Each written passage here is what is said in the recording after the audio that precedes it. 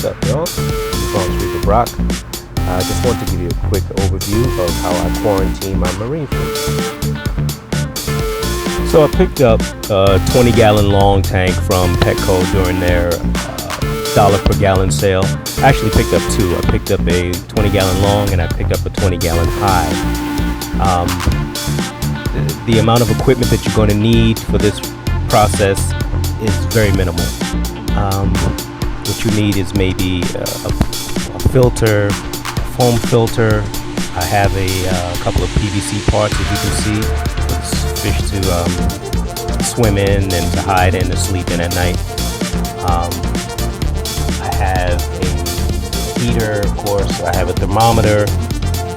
And that's basically it. You don't really need any lighting. You don't need any substrate or anything like that. Those are the basics. And so right now, as it stands, I'm doing a quarantine process for a duration of about 3 to 4 weeks for everything that I put into my display tank. My feeding schedule, I want to overfeed them, and my feeding schedule is about 3 times a day. The water change, I do a weekly water change, about 5 to 10 gallons. During the 4-week quarantine process, this is what I do. The first 2 weeks, I'm going to do hyposalinity. So I start my fish at 1.023, and I gradually lower it over a 2-week period down to 1.013. And then during the last 2 weeks, I raise it back up to 1.025, which is the salinity specific value of my display tank. So I prepare them for the display tank. To me, the point of the whole process of quarantining is to wait to see if, for signs for sickness, just to see if things are not proper. I don't medicate before that happens. I don't phantom medicate my tank.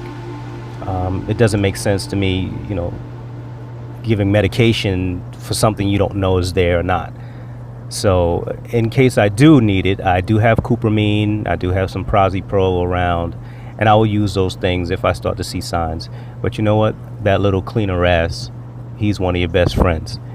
Clean-A-Ras will help eliminate some of the parasites on the fish. It's also a good barometer of what's going on in the tank as well. If your main fish or your expensive fish are breaking out with something, that Clean-A-Ras is going to be on it. So I keep an eye on him.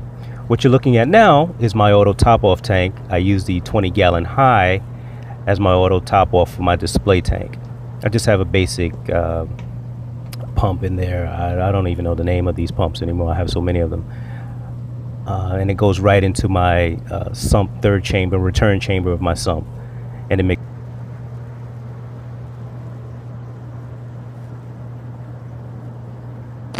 one of the main reasons why you want to get this quarantine situation correct is because, as you can see, I have a purple tang here. I love purple tangs. This is my first one, and I want to move him into this display tank. I want him to be the crown jewel of the tank. I know he's going to be the boss, he's going to be the bully, but he's so gorgeous, he's going to fit well in this tank. Before I put him in the display tank, I do wish to add another fish with him.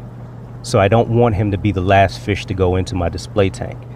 So I'm going to try and incorporate a couple of other fish, maybe into quarantine with him, and see how they get along, and hopefully they'll bond a little bit, and then I'll introduce everyone at the same time into the display tank. Anyway, I just want to give you guys an overview of how I quarantine my fish.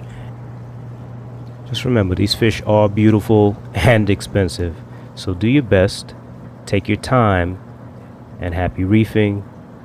Great success to all of you out there. Thanks for taking the time to watch this.